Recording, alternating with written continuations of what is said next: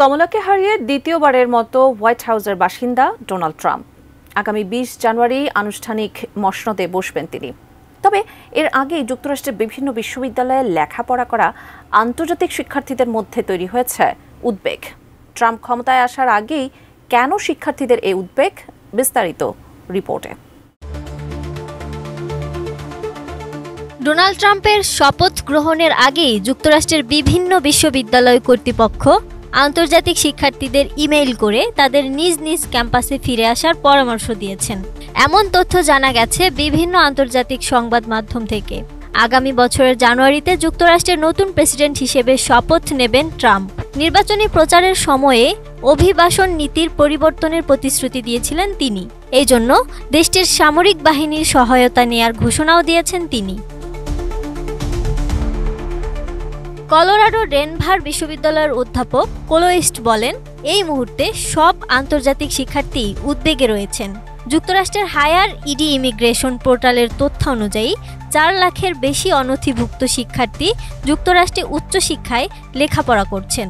East আরও বলেন, অভিবাসন ঘিরে যে অনিশ্চয়তার সৃষ্টি হয়েছে তাতে এই মুহূর্তে শিক্ষার্থীরা অবিশ্বাস্য রকম দুশ্চিন্তার মধ্যে রয়েছেন।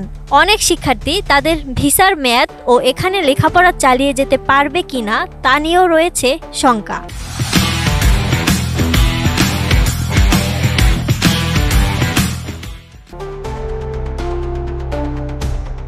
তালিকায় নাম ওঠা অনথিভুক্ত অভিবাসীদের রাখতে বড় ধরনের অবকাঠামো নির্মাণ করা হতে পারে বলে জানিয়েছেন ট্রাম্পের হবু প্রশাসনের কর্মকর্তারা।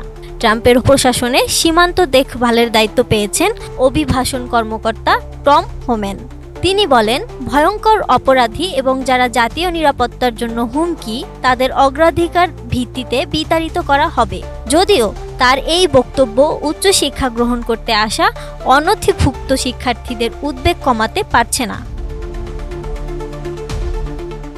এ মাসেই ম্যাসাচুসেটস বিশ্ববিদ্যালয় কর্তৃপক্ষ তাদের আন্তর্জাতিক শিক্ষার্থী, শিক্ষক ও বিশ্ববিদ্যালয়ের কর্মীদের জন্য একটি ভ্রমণ সতর্কতা জারি করেছে।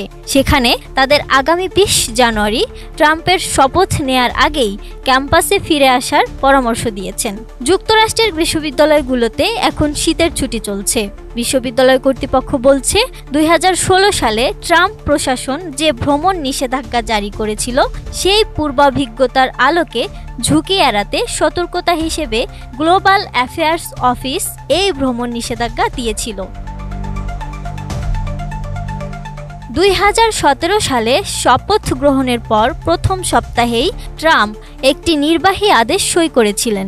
সেই আদেশে কয়েকটি মুসলিম প্রধান দেশ সহ উত্তর কোরিয়া ও ভেনেজুয়েলার নাগরিকদের উপর যুক্তরাষ্ট্র ভ্রমণে নিষেধাজ্ঞা জারি করেছিল।